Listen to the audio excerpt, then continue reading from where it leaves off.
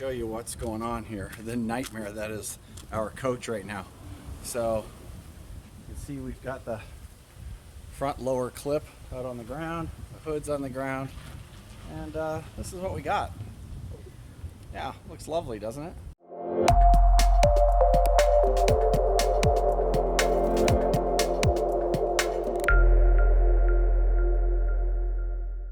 All right, it is, what, Saturday here? Saturday. In La Paz, and we are broke down, and we're just kind of hanging out on the side of the street here, so I guess we'll just kick back and relax and maybe watch a movie. Maybe watch a movie. Yeah. Or we can come down to the Malecon and hang out, get some ice cream, walk around and see what trouble we can get into. Yeah, just people watching. No yeah, trouble. Mostly people watching. And it's a great night. They're actually having a race here, which is kind of weird. We're gonna be like just eating our ice cream while watching at the runners. Yeah. There's some kind of marathon in town. We do this a lot where we'll get somewhere. Oh, we did it once in Hawaii during the, they were having an Ironman final in Hawaii, and we're there eating a burger in the restaurant. Everybody around us is 2% body fat. So yeah, we've done this before, Lori. Yes. Check. Also in Alaska, in McCarthy. In McCarthy, that's right. They were having the race in McCarthy. But check out the Malecon. I know, it's getting destroyed by the pelicans.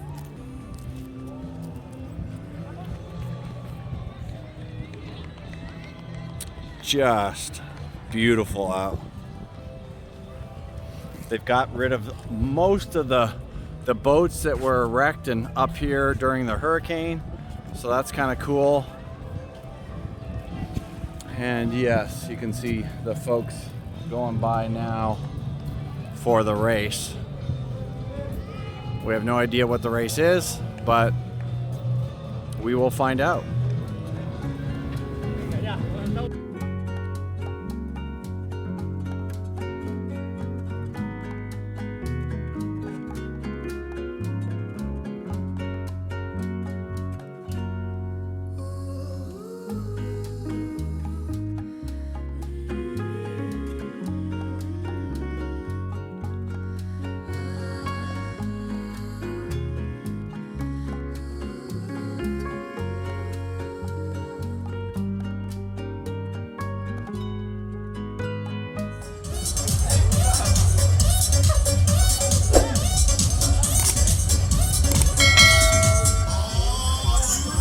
This here is the finish of the marathon. America's Triathlon. Oh, so it was a triathlon. Very cool. Lori over there. Look at this sexy woman over here. Hey, baby. It's a triathlon. Oh, so this is the last, yeah. So bike, swim, run. Oh, wow. Yeah, because I see the timing and it's 4 hours and something, so I was wondering. Yeah, this looks like it's the final spot where they grab all their gear and their bikes and stuff, and then they head on out.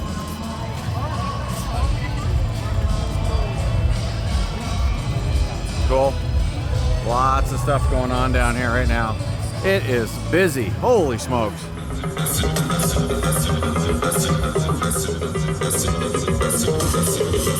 That's pretty cool.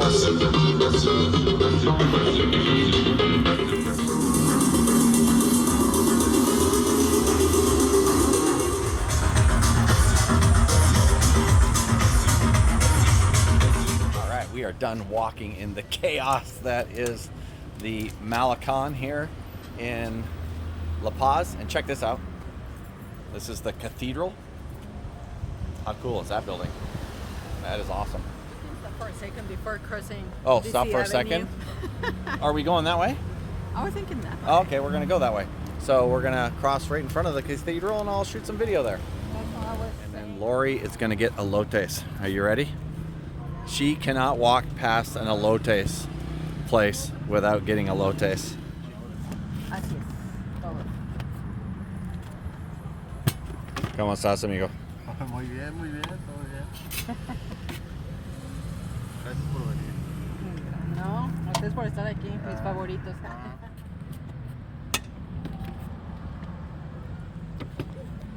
Si gusta más de cualquier ingrediente, me puede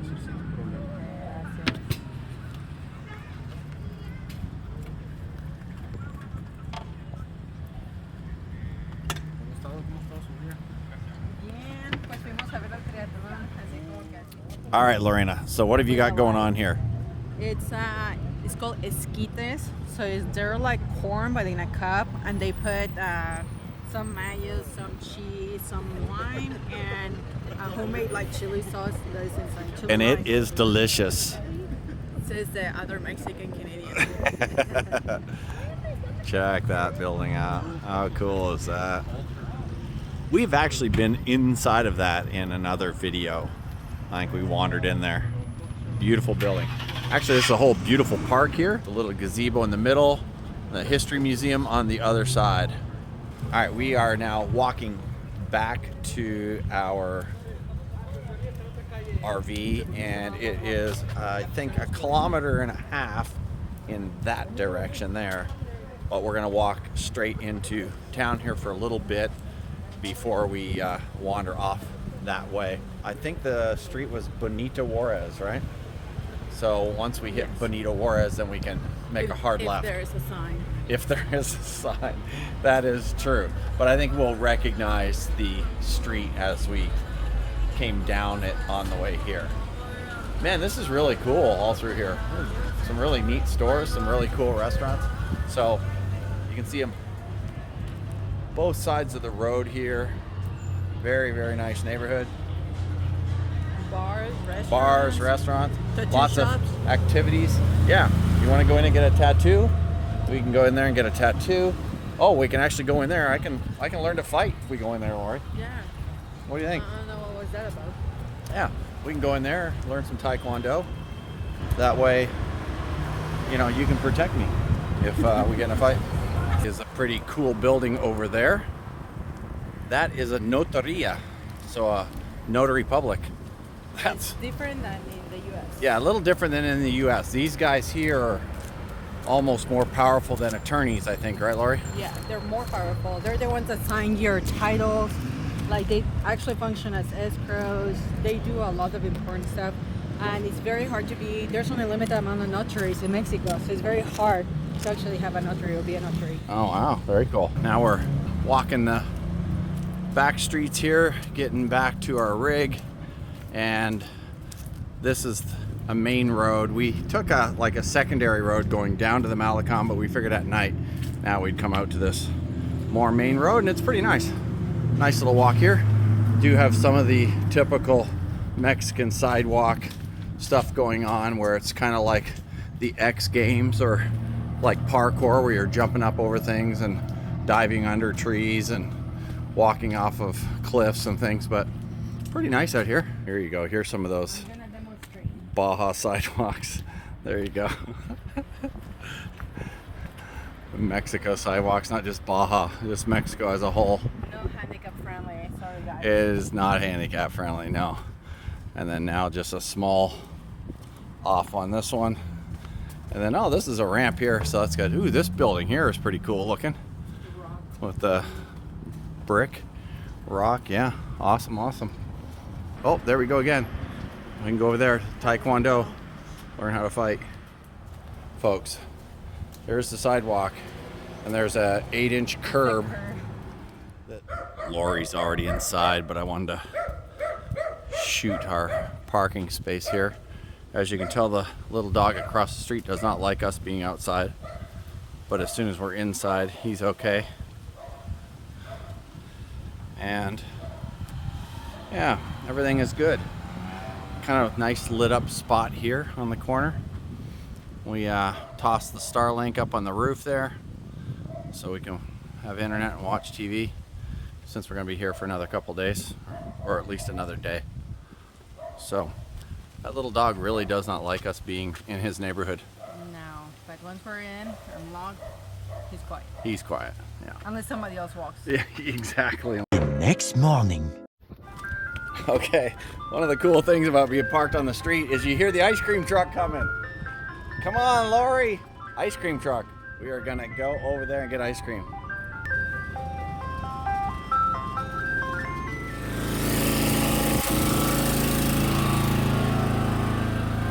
Hola, buenas tardes. Mi esposa es coming. Mi español es muy horrible.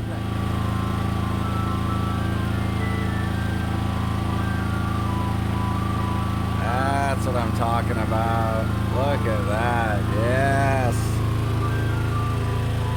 Look at that, Lori. That is awesome. Muchas gracias. Tenga un buen día. They're always broken in McDonald's, but McDonald's soft serve is broken, but here they keep it running with a generator in the back of a truck. Yeah. Gotta love it. All right, it is what, our third day, I guess, in La Paz. in La Paz, and the third day of our motorhome debacle. And tonight, you can see we're kind of dressed up. We're going out to meet another YouTuber. I don't know if you're watching stuff about Mexico, you probably know this guy, Brighton West, and his wife Kat. They have a channel called Almost Retired in Mexico, and a really nice couple. We met them yesterday here, and they invited us out to a meetup that they have here literally every week, every Sunday. He really promotes La Paz and the area in and around La Paz, really southern Baja as a whole. So you're ever curious about what will it take to move here and cost, or how to get legal here, all the different questions, he answers all of that on his channel. Yeah, so Almost Retired in Mexico. You'll have to go check those guys out. But we're walking back into town. The place there that they have their meetup is down by the Malecon, and so we're heading down there now. Trying not to get run over on the way.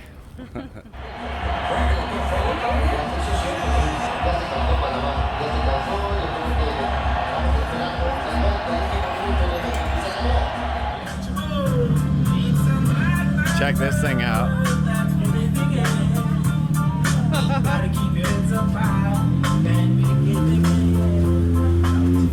That's awesome. After the meetup that Brighton and Kat were having, Lorena and I decided to come on down to the Malecon, take a walk. People are out cruising, the music's blasting, it's awesome. What do you think? It's something that people do here locals, like every weekend. They come and hang out and they drive the malecon, and just everybody's seeing everybody, right? Yeah, People watching. it's very, very cool. Just look at the line of cars. Check that out. Just as far as the eye can see up that way and back this way as well. Very cool.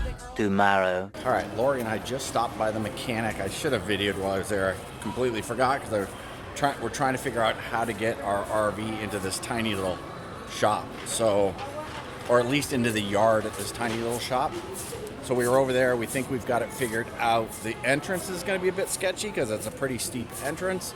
So we might have to drop some wood down to jack the back of the RV up so that we don't dig either the hitch. Well, I'm probably gonna take the hitch off, so still could hit the receiver, but not likely. But with the hitch on there, definitely gonna hit. So that's gonna come off. Figured that all out. Now we have come out to a local mall just to kind of get our lay of the land of the new city that we're gonna be living in for the next month. Well, this repair is taking place.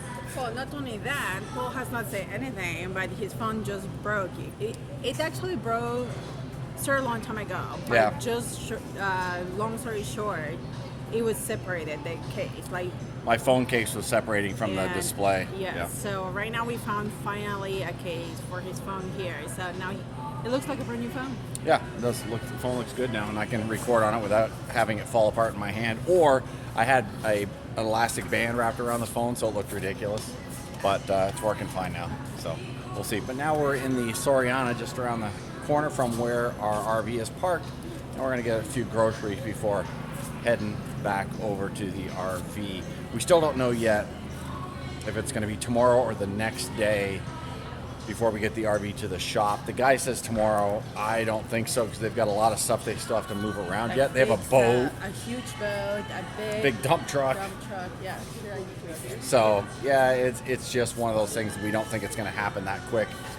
Then we will get the engine opened up and check it out. So that's where we're at. Look at that stealth camping job there.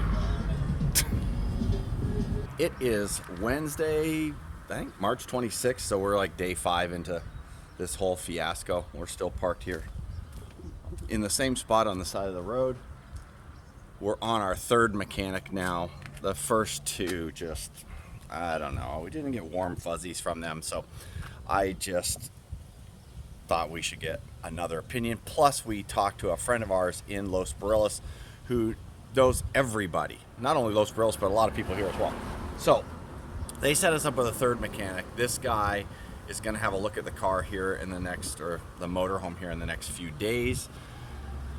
So hopefully by tomorrow or Friday, we'll know a little bit about what's actually happening with this thing. So I'm gonna pull this front end off. This whole front clip is gonna have to come off to be able to work on the motor.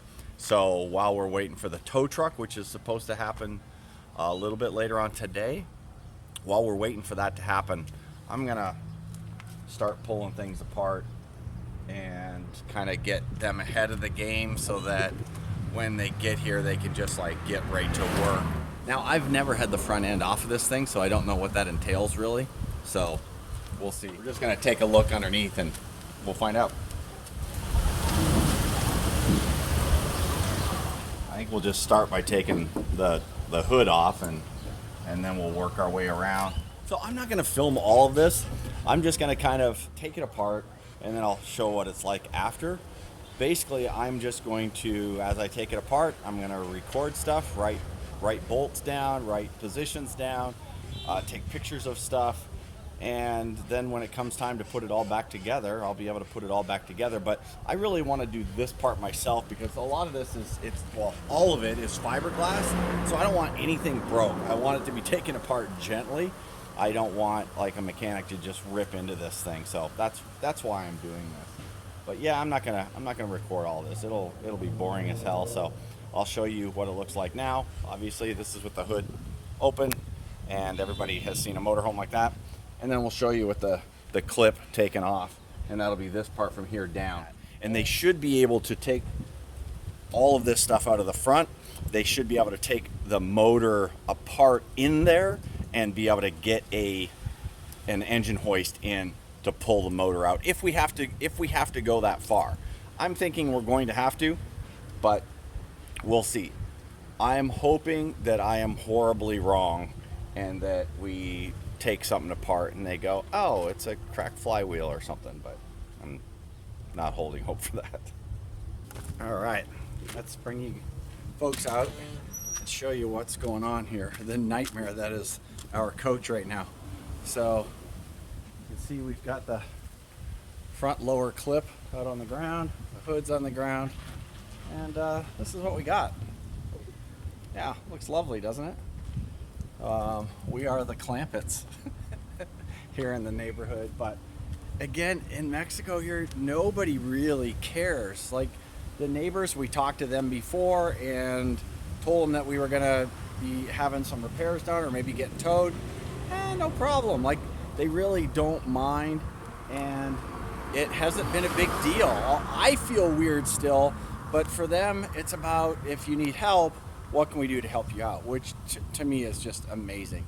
If we did this in the United States, I imagine the neighborhood would be going crazy right now, trying to have us towed out of here and ticketed and all that kind of stuff. But this is as bad as it's gonna get here. We're getting towed out later on today. Actually, I think Lori said the guy has to do it tomorrow morning now. We're gonna be towing it over to a shop on a fairly busy street, so we've gotta make sure that we do this when it is not that busy. So according to them, it's gonna be 9:30 to 10:30, 11 o'clock tomorrow morning. I think it's gonna be horrendous, but we'll see. But that's what old Freya looks like when the face is off of her. All right, so back inside after working on the engine, and look, I'm gonna be raggedy.